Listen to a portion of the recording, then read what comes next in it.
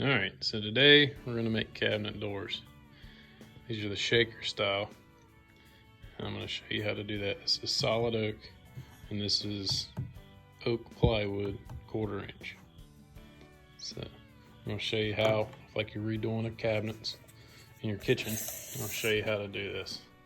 The first thing you gotta do is know your openings. So this opening is 5 inches. So I'm gonna do a 1/2 inch overlay cabinet door. So I'm gonna take 5 inches, I'm gonna add 1 inch. So my cabinet door is gonna be 6 inches tall. And now, my opening is 21.5. So my cabinet door is gonna be 22.5 with a 1/2 inch overlay, because you're gonna have it overlaying a 1/2 inch on each side. Alright, so I pretty much have to draw everything out or I'll mess up and waste a bunch of expensive wood. So let's start out by drawing a square, a rectangle. And then what I always do is I draw in the uprights first. And then I draw in the rails. I don't remember what the actual terminology is, but we'll go with it. So my opening is 6 inches tall. So these are going to be 6 inches.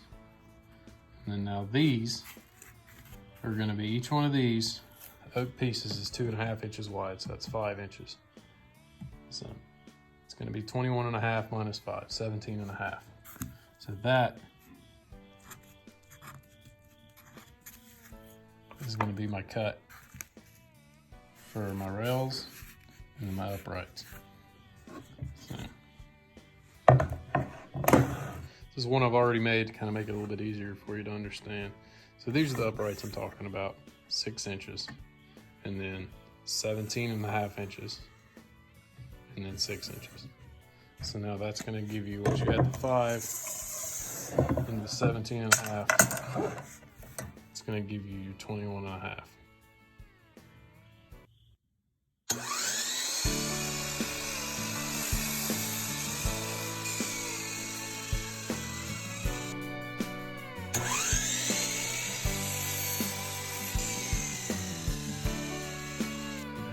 One thing I always do after I cut, I always take a second measurement.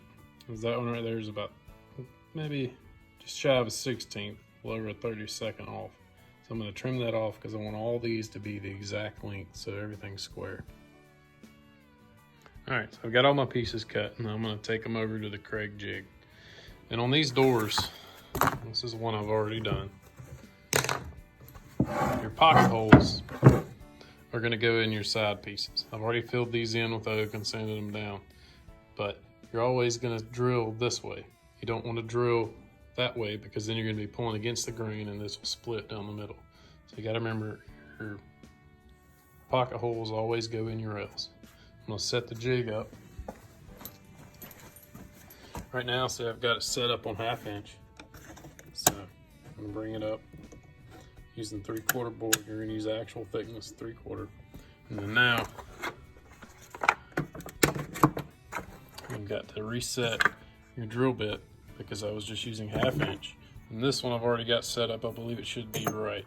So what I'm going to do is this is marked on what size screw length you're going to use. So for 3/4 board, I'm going to use 1.25 inches. So that's third one up. So I'm going to set that there, and I'm going to drop my drill bit in to meet the third one. So it's touching that. Collar is flush, so that's what you want. This is how everything is going to go together, so you got to keep this in mind when you go to drill. These are your uprights, and these are going to be your rails or side pieces. So you want to make sure you always drill these. Drill them out this way. All right, so I've got the wood set in here, and that just clamps down. Adjust the back where it's pretty snug. You don't want it too awful tight to break your jig. You're just gonna drill until it hits bottom, and then pull back out.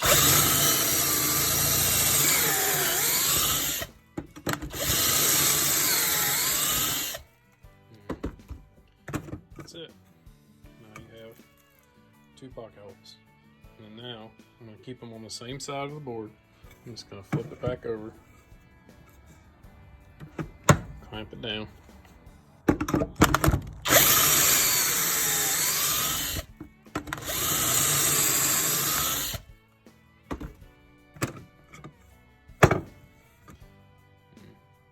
them on both sides.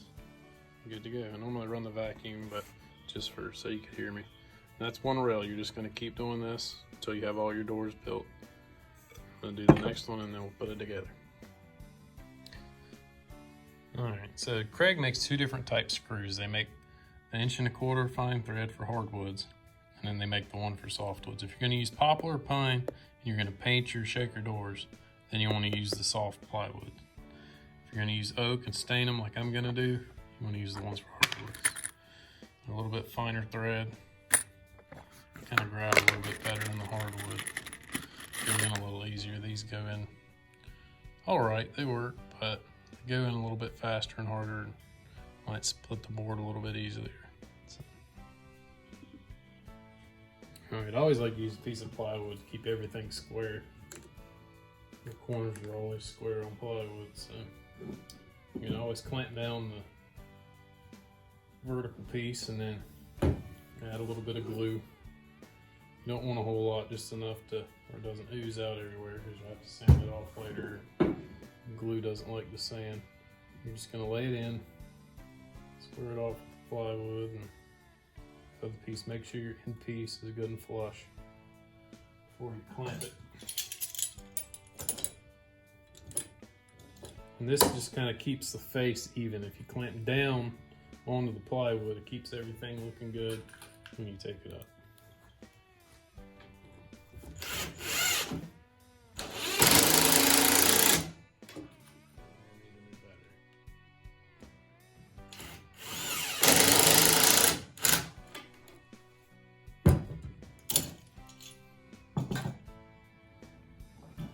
Same thing with the other one.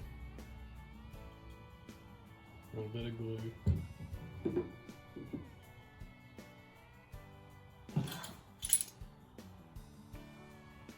Get the ends flush, and I always set the other piece down here at the end so I can make sure that everything lines up pretty good when I clamp it. But once you put the other end on, it won't really make a lot of difference anyways. Pull them together. Just get them flush. Clamp it down good and solid.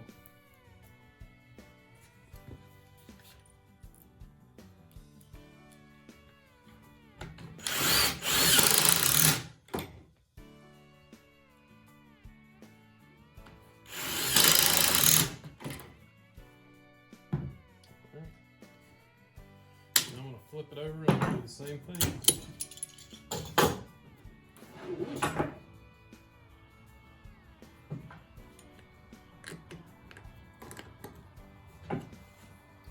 Now I'm going to put a little bit of glue on both rails here. I'm just going to start on one side, get one side good and flush. Sure we're even down with the side of the plywood.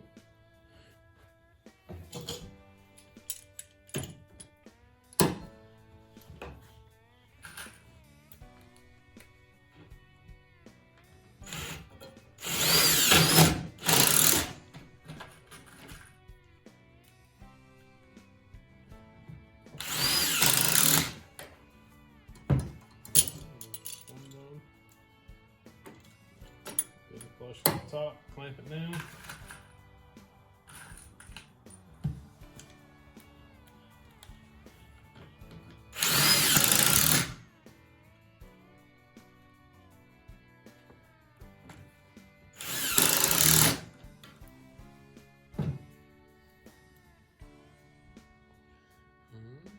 Now I've got it all screwed together.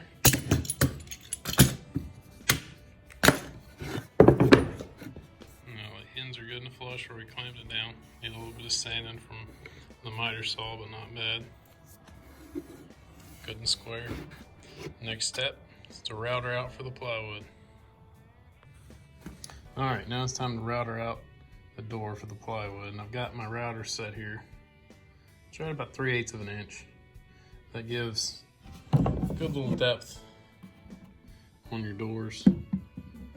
But you do end up a little bit off if you have it set that deep, but it doesn't really bother me. You could take a little filler piece and fill that in. I've just been leaving it. Doesn't look too bad, looks pretty good. So that's up to you. You can go a little shallower, a little deeper. It all depends on what you want to leave on the outside. I like a little bit deeper look. So now we're gonna router this one out.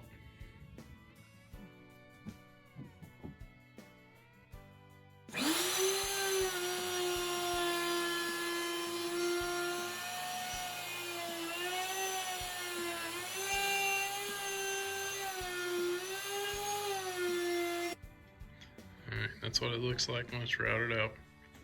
Now we need to cut our piece of plywood 1.5 inches by 18, maybe just a shy of 18. Hold the tape measure down there. And then now what I like to do, once I cut the piece of plywood, is I'll take it over to my little belt sander, and then I'll round the corners of the plywood off so it will fit right in here. So then I put just a little bit of glue, not a whole lot, just a little bit, because I don't want it to ooze out the front because it's really hard to sand. And then I'll just take staples, about 3 on one side and 3 on the other side, and then that'll be it.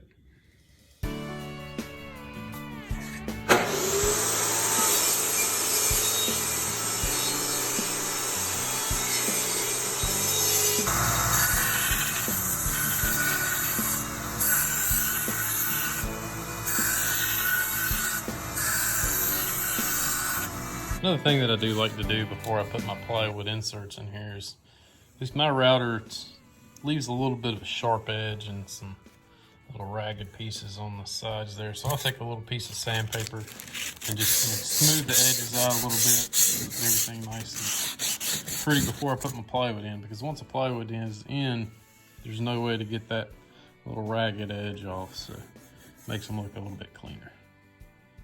All right, ran a little bit of glue right around the edges. I didn't want to put too much. So now we've got our pieces rounded over, slides right in. You want a pretty tight fit if you're not going to put a piece of trim in there, but I may go back later and do that. So I've got 1/2 inch staples, and then again I only had my router set to 3/8, so you got to make sure your staples aren't too long where they come out the face. Put a couple staples in.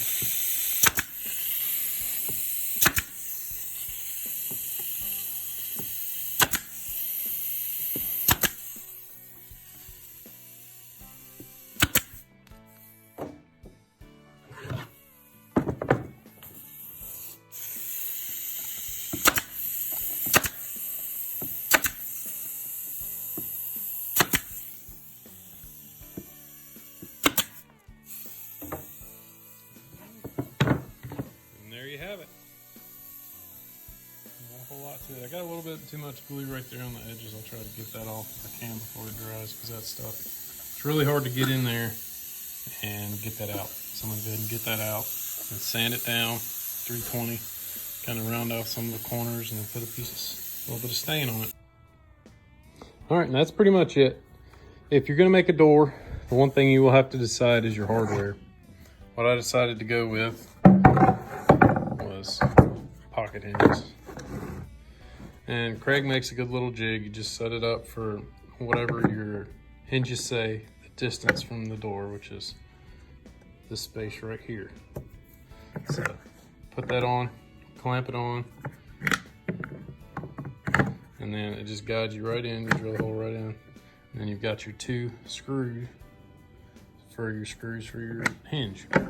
And that's pretty much it. It's pretty self-explanatory. Once you get kind of the basis of the right measurements, you always put your pocket holes in, going with the grain of the wood. You don't want to ever go against, because it'll just make the wood split.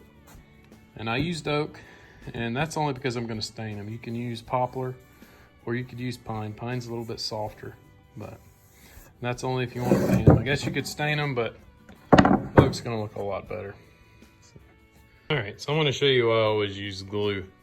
Now on this one here, I messed up. This is the back side here. What I did was I've already routed it, but I routed it on the front side. So now I can still use it, but I'd have to patch these holes and put plugs in them, which I'm gonna do anyway, but I just don't like the looks of it. So I'm gonna break it apart. And it's only been about 15 minutes since I realized I messed it up. And already, it's pretty hard to get apart.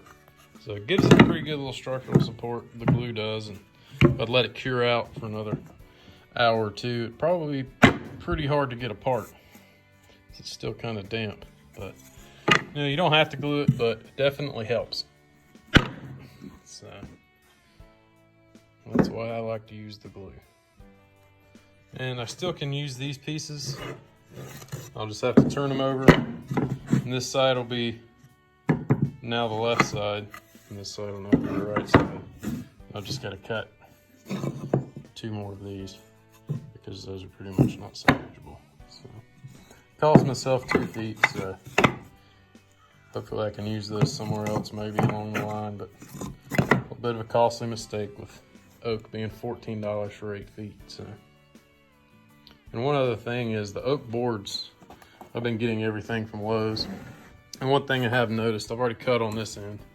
Let's flip it around. But the ends from Lowe's are pretty ragged. And what I've noticed is a lot of them have not been square. So before I start cutting my pieces, I always just take about 1/8 of an inch off, get all that ruggedness out, and make sure everything's square. That way your doors go together a little bit better. So. All right, that's pretty much it. This is pretty easy to do, actually. You could do this in your garage. You don't really have to have a lot of tools to do it either. Just a couple things. This makes the door hinges a lot easier. You could do them on the drill press, but this just makes things super simple. Pretty much you just need some type of drill, screws, put the screws in, clamps, and the router. The router is the one thing I did not have starting out on this. And I got that one from Harbor Freight for, I think it was about $50, and then I got a set of the bits for about $20. So it's not really bad when you go and compare the cost of buying the doors. You will need some form of a miter saw. I've just got a Harbor Freight one, but you want to make sure you've got your angle set right on your 90 degrees so your doors come out nice and square. And you could have a table saw. If you had one, it would help, but you don't have to have one. I've got the Craig Rip Cut for the Sawzall, the skill saw, and that works pretty well. And you can cut pretty straight as long as you kind of watch what you're doing. And as far as the Craig jigs, they're a little expensive. They're a little bit more on the pricey side, but it's honestly one of the things that I've bought that I think I will get the most use out of, because you can do a ton of stuff with these things. And for the price, you know, I think it's definitely worth it. So, really, you don't really need a whole lot. A drill, some clamps, a router, and some screws, obviously, and a little bit of wood glue.